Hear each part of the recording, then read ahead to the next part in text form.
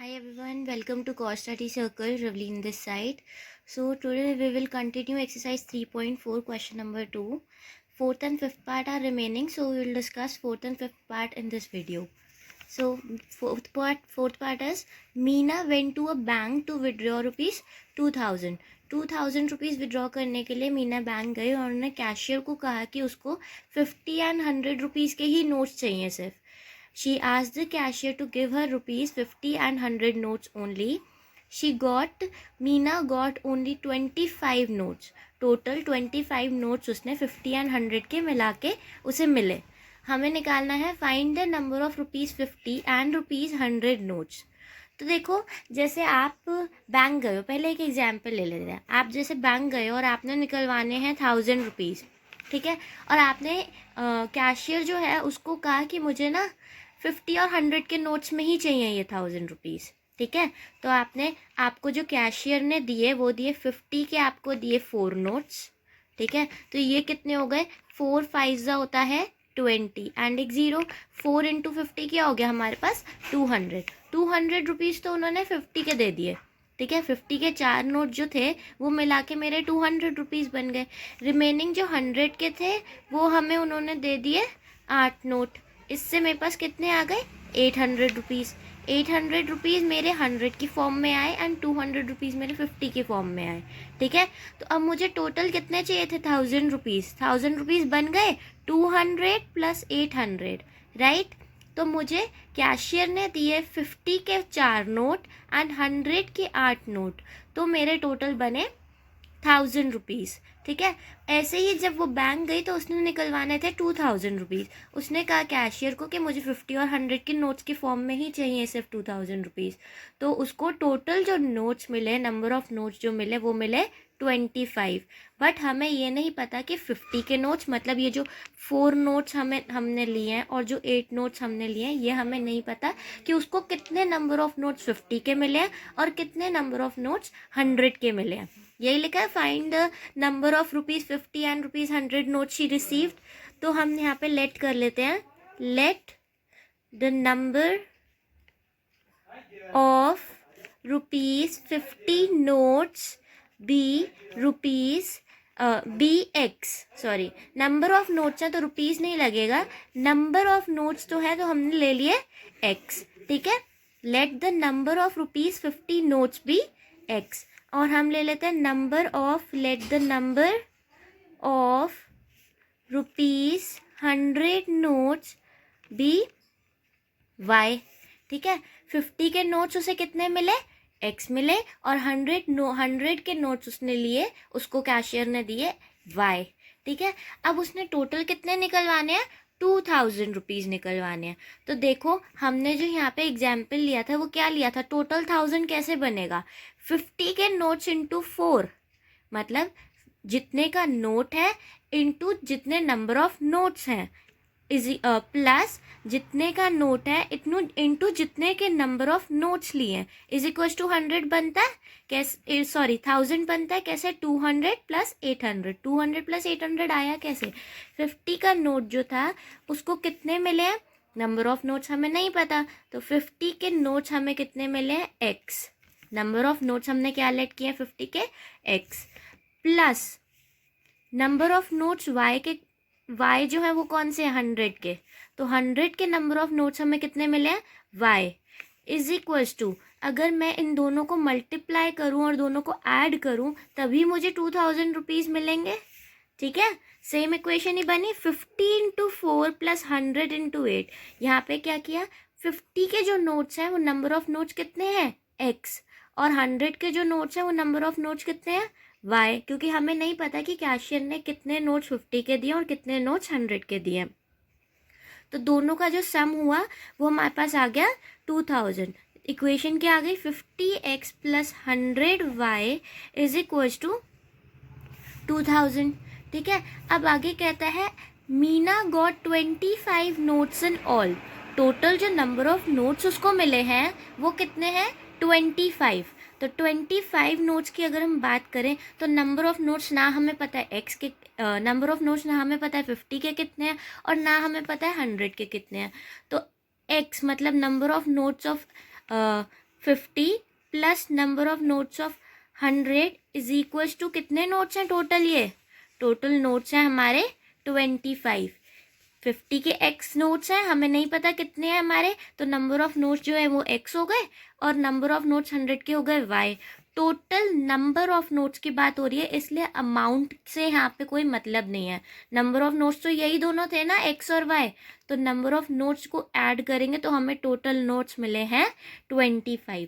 First equation आ गई 50x plus 100y is equals to 2000 and second आ गई x plus Y is equals to 25। अब हम इसको सॉल्व करते हैं एलिमिनेशन मेथड से। तो एलिमिनेशन मेथड कहता है कि किसी भी एक वेरिएबल का कोफिशिएंट सेम होना चाहिए, राइट। तो यहाँ पे हम x का कोफिशिएंट जो है सेकेंड इक्वेशन में वो सेम कर लेते हैं फर्स्ट वाली इक्वेशन के जैसा। कैसे बनेगा? यहाँ पे 50 से हम अगर इस पूरी इक्वेशन को मल्टीप्लाई कर दें तो बन जाएगा, राइट। और इससे आसान तरीका क्या हो सकता है? अगर हम फर्स्ट इक्वेशन को सिंप्लीफाई कर दें। सिंप्लीफाई कैसे कर सकते हैं? ये देखो, इस इक्वेशन को उतार दें यहाँ पे 50x plus 100y is equals to 2000। यहाँ से अगर हम 50 कॉमन ले लें तो क्या आ जाएगा? अब हमने लेफ्ट हैंड साइड से 50x प्लस 100y में से 50 कॉमन ले लिया।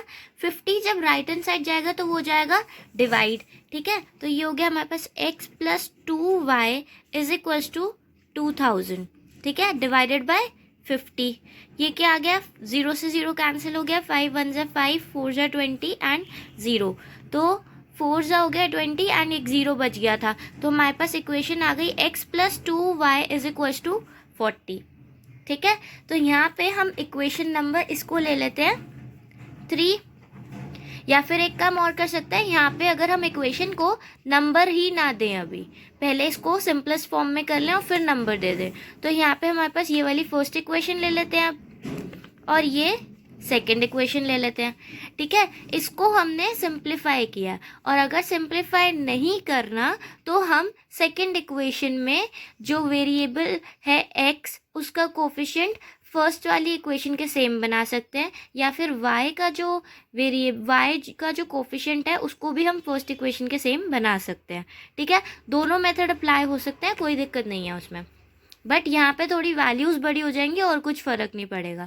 तो हमने फर्स्ट इक्वेशन ये जो हमारी 50x plus 100y equals to 2000 था, इसको सिंप्लीफाई कर लिया। कैसे किया? यहाँ लेफ्ट हैंड साइड से हमने 50 कॉमन ले लिया और इक्वेशन आ गई हमारे पास x plus 2y is equals to 40। इसको कैंसिल करके 2000 को 50 से डिवाइड करके हमारे पास इक्वेशन आ गई x plus 2y is equals to 40। अब हमें किसी को भी मल्टीप्लाई करने पे किसी नंबर को मल्टीप्लाई करने की ज़रूरत नहीं है। क्यों? क्योंकि देखो इक्वेशन है x plus 2y is equals to 40 and x plus Y is equals to 25। तो वेरिएबल कोफिशिएंट ऑफ x जो है वो दोनों हमारे सेम बन चुके हैं, विच इज़ 1। यहाँ पे भी 1 है और यहाँ पे भी 1 है, तो हम डायरेक्टली सॉल्व कर सकते हैं इन दो इक्वेशंस को। अब यहाँ पे लिख देंगे हम सॉल्विंग 1 एंड 2। इक्वेशन 1 एंड 2 को जब हम सॉल्व करेंगे तो हमारे पास इक्वेशन है x plus 2y is equals to 40 and x plus Y is equals to 25।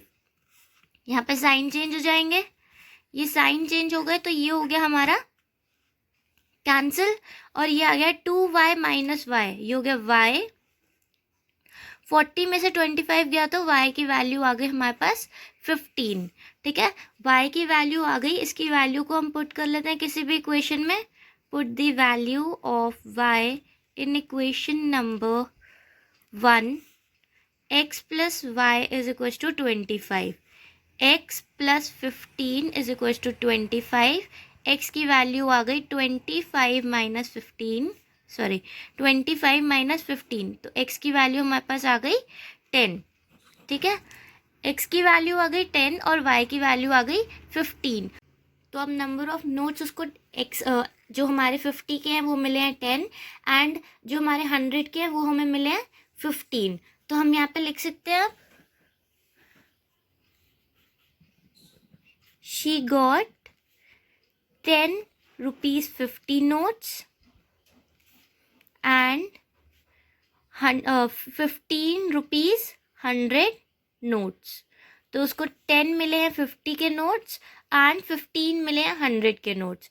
इसको हम कैलकुलेट भी करें तो हमारे पास टोटल 2000 ही आएगा। देखो 50 into 100, 50 into X plus 100 into Y is equal to, equation थी ये हमारी, ठीक है। तो 50 into 10 plus 100 into 15 is equal to 2000 आ रहा है या नहीं।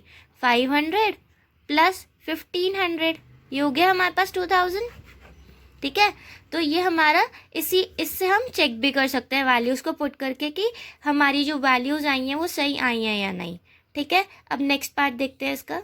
नेक्स्ट पार्ट है हमारा, a lending library has a fix charge for the first 3 days and an additional charge for each day there after.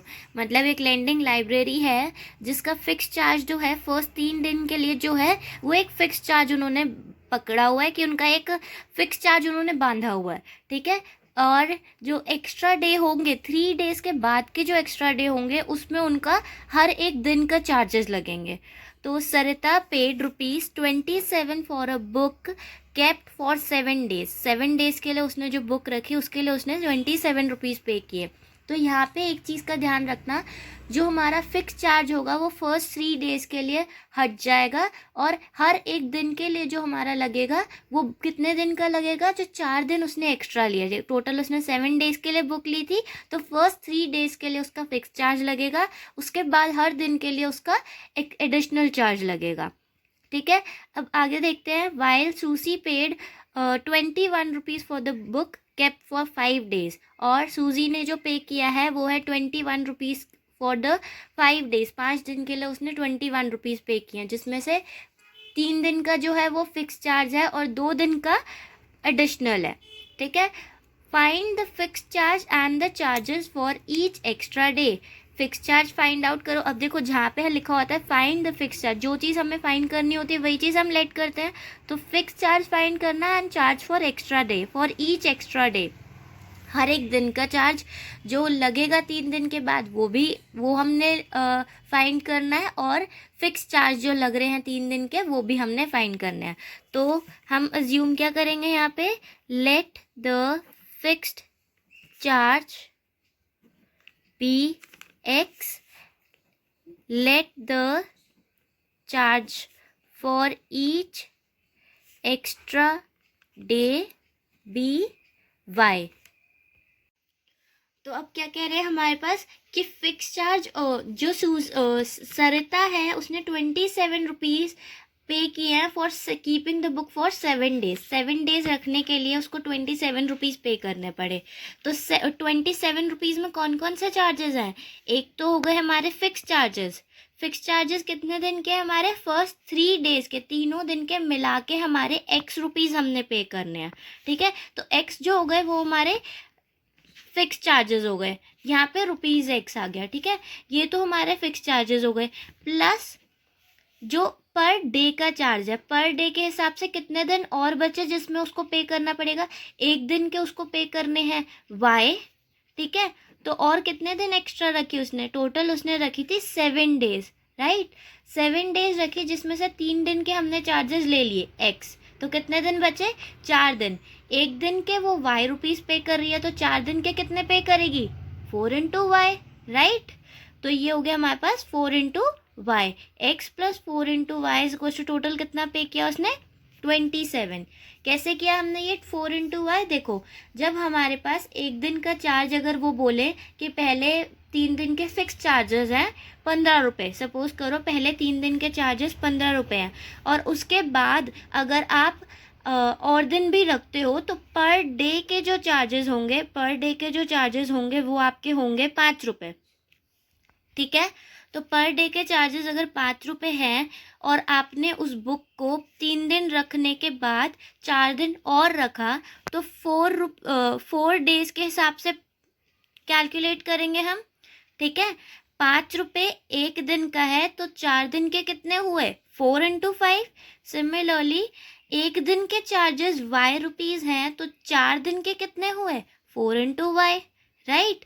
4 दिन कैसे निकले हमारे, टोटल उसने 7 days बुक रखी थी, जिसमें से 3 days जो थे वो फिक्स चार्जेस में इंक्लूड हो जाते हैं। उसके बाद के जो दिन बचे वो एडिशनल चार्जेस लगेंगे उस पर। तो 7 में से जब 3 गया तो हमारे पास 4 बचा, तो 4 डेज जो हैं वो उसने एडिशनल, उस पर वो एडिशनल चार्जेस पे करेगी। तो इससे हमारे पास फर्स्ट इक्वेशन ये आ गई। अब सेकंड, सूजी जो है उसने जो बुक ली थी और उसको 21 रुपीज़ पे करने पड़े हैं, कितने दिन के लिए? 5 दिन के लिए। तो पहले दिन के लिए तो एक्स रुपीज़ उसने पे किए, प्लस कितने एक्स्ट्रा डेज हुए? 5 माइनस 3, 2 एक्स्ट्रा डेज हो गए, जिसके लिए उसने वाई रुपीज़ पर डे के हिसाब से पे किया।